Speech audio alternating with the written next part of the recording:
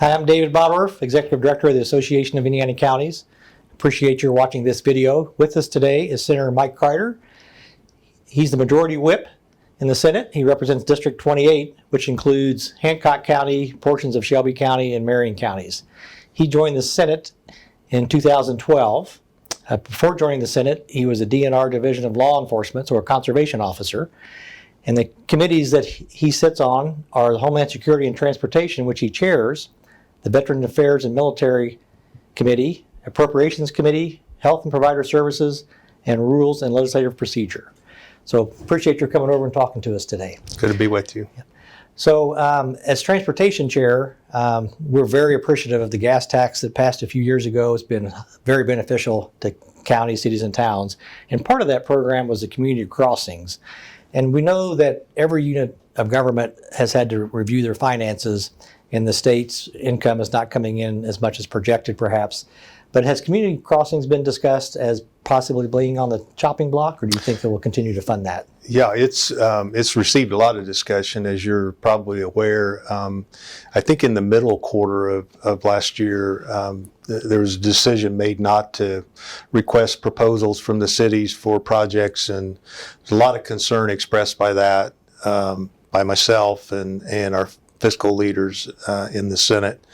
And we were assured that the money wasn't going to be diverted to other purposes, which is really what we had promised the taxpayers when we passed that legislation. I carried 1002 through the Senate, and so I, in particular, was interested. And so in the fall, we did renew the grant program, and already for this spring quarter, there's been a request for proposals.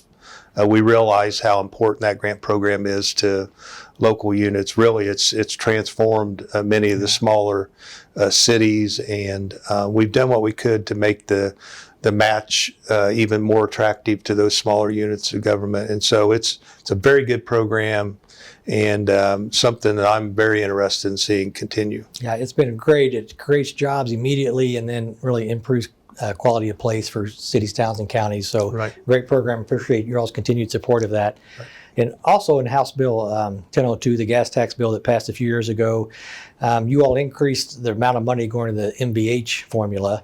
And in that, you wanted us to make sure that the new money went in really into construction. Mm-hmm. And it worked well the first year, but as MVH revenue has declined a little bit, we still have the same 50% threshold where half of the MVH money has to be spent in what we'll call restricted funds, right. And we can't use it for operations.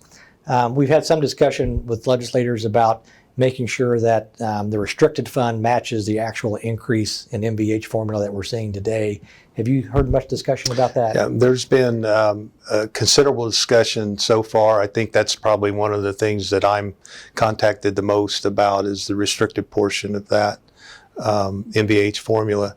I think, we realize that units, particularly smaller units, those funds like the food and beverage tax and things like that are not coming in like they have in the past. And so units are getting squeezed maybe harder than they ever have.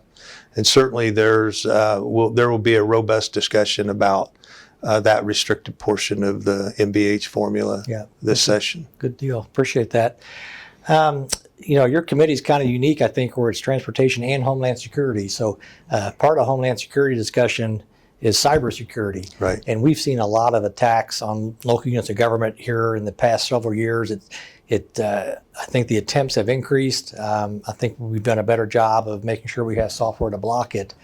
But one thing I think we're focusing on is making sure there are protocols in place. So if there is an attempted cybersecurity attack or a successful cybersecurity attack, that there's some kind of standard operating procedure where locals know who to call at the state. Right. Has there been much discussion about that? So I, as the chair of the Homeland Security Committee, it's a sister committee kind of combined with transportation, sit on the Governor's Security Council, and we do have discussion about cybersecurity issues on a pretty routine basis. Really, the folks have been, unfortunately, pretty successful here in Indiana, and some units have paid out, and some private businesses, some hospitals have paid pretty substantial amounts of money to get their data released. And so while I'm not aware of any specific protocol that's in place at this point, it's my intention to go back and ask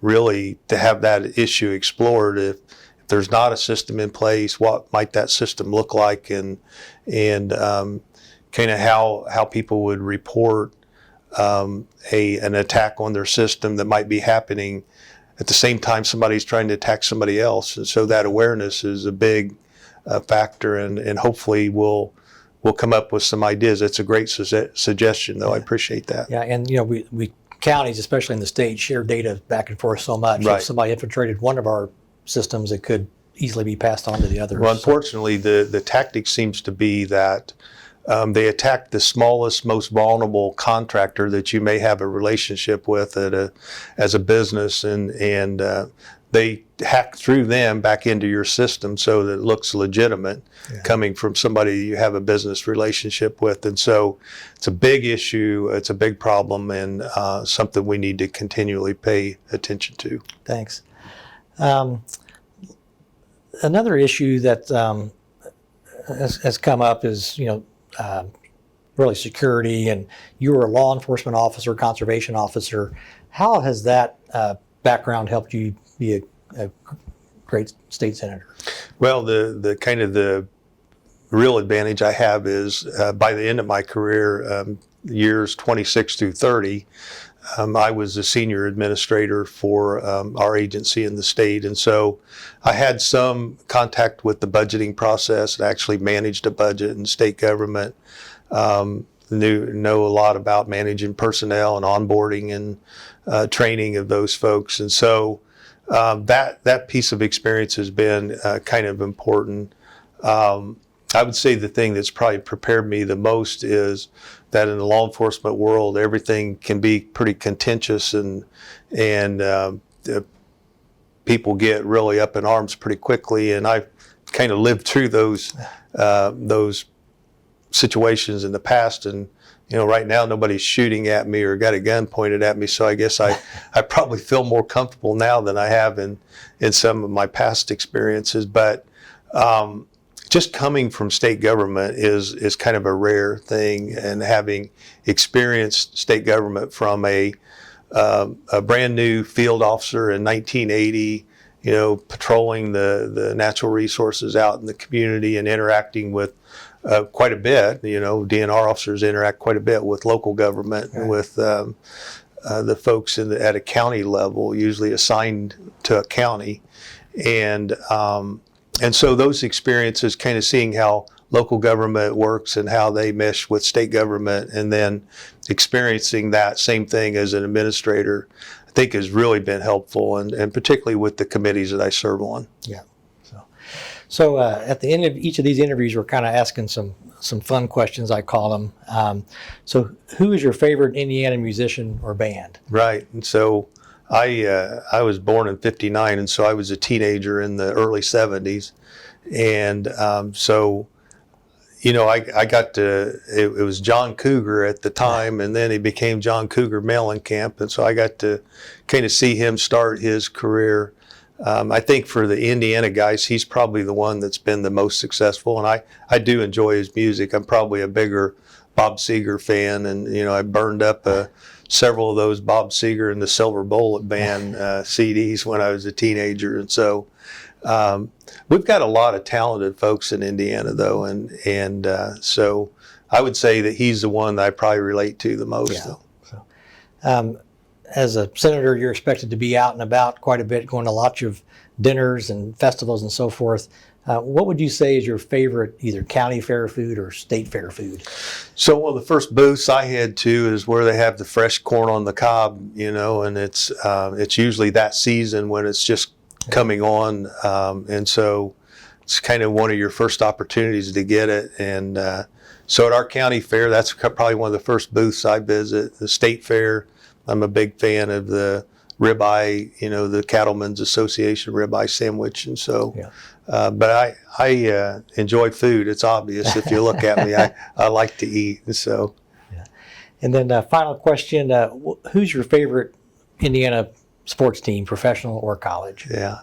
So growing up, when I first started dating my wife, her brother played football at IU. He was an offensive lineman, and so we spent almost every weekend at home games at IU, and we became IU fans, and both of my sons attended IU. So we liked IU, but my wife graduated from Butler, and we became Butler University basketball fans kind of before it was the big thing, before they made a couple runs to the national championship. And so if we go to a big sporting event, that's what we try to go to, Butler games. I'm hoping at some point we get back to normal with herd immunity or whatever, vaccines or whatever it takes, so that we can start to experience some of that again, because I really enjoy basketball a lot. Yeah. Well, appreciate it. Appreciate your taking the time to come over, and I know you have a great relationship with your county officials and your local officials, so we appreciate that. But again, thanks everyone for tuning in, and thanks Senator Crider for coming over and visiting with us today. Thank you. It's good to be with you.